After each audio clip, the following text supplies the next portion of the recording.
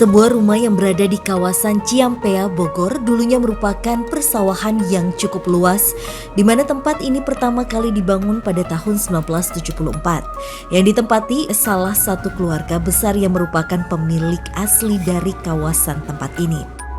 Dulunya sih sawah, cuma dibikin rumah tahun 74-an. Tepat di samping rumah ini terdapat sebuah sungai yang cukup besar, di mana sungai ini sering dimanfaatkan oleh warga sekitar. Meskipun dimanfaatkan, ternyata sungai ini pun sering terdapat hal-hal ganjil yang dirasakan oleh warga yang berkegiatan di area tersebut. Tempat ini dulu ya sebelum ditinggal ini kan tadinya ini pangkalan batu sama pasir, itu tahun 73.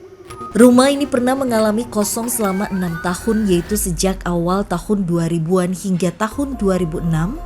Hal tersebut dikarenakan pemilik rumah meninggal dan tidak ada keluarga lain yang bersedia untuk menempati tempat ini. Tahun 2000-an lah ditinggal, kosong 2006-2007.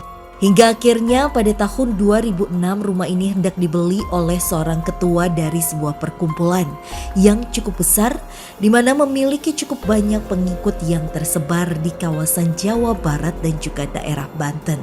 2006-2007 itu sama Padepokan itu, ngakunya sih Pak Haji 14 tahunan. 14 tahun lamanya perkumpulan ini berada di kawasan tersebut, membuat warga di sekitar rumah itu akhirnya beranggapan bahwa perkumpulan tersebut merupakan sebuah perkumpulan sesat, hingga akhirnya merasa risih dan melakukan pengusiran kepada mereka. Namun ternyata banyak kejadian mistis yang dialami beberapa warga yang memang berusaha untuk mengusir perkumpulan tersebut dari kawasan Ciampea. Katanya sih dia berkedok di kebudayaan. Setelah kita tahu ternyata di sini tuh aliran sesat. Entah apa yang terjadi, nyatanya salah satu pemilik tanah yang mencoba untuk mengusir perkumpulan ini dari tanahnya pun mengalami sakit selama 1 bulan, di mana ia tidak dapat bangun dari tempat tidurnya setelah dirinya mencoba meminum air yang memang sudah disuguhkan ketika mereka datang ke rumah tersebut guna mengusir perkumpulan ini. Udah diperingatkan sama warga sini kalau dikasih minum jangan diminum gitu kan. Kalau misalnya nggak percaya diminum dia 3-3-nya, ya pulang langsung ambruk.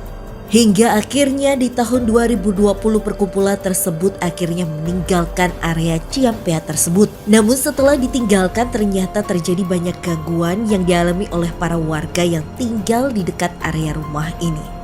Yang saya merasakan diri saya gitu ya, jadi banyak yang keanehan di sini, mistisnya kuat gitu. Lantas mampukah penelusuran kami malam ini mengungkap apa yang menyebabkan gangguan yang masih begitu banyak di rumah ini yang sudah ditinggalkan mereka?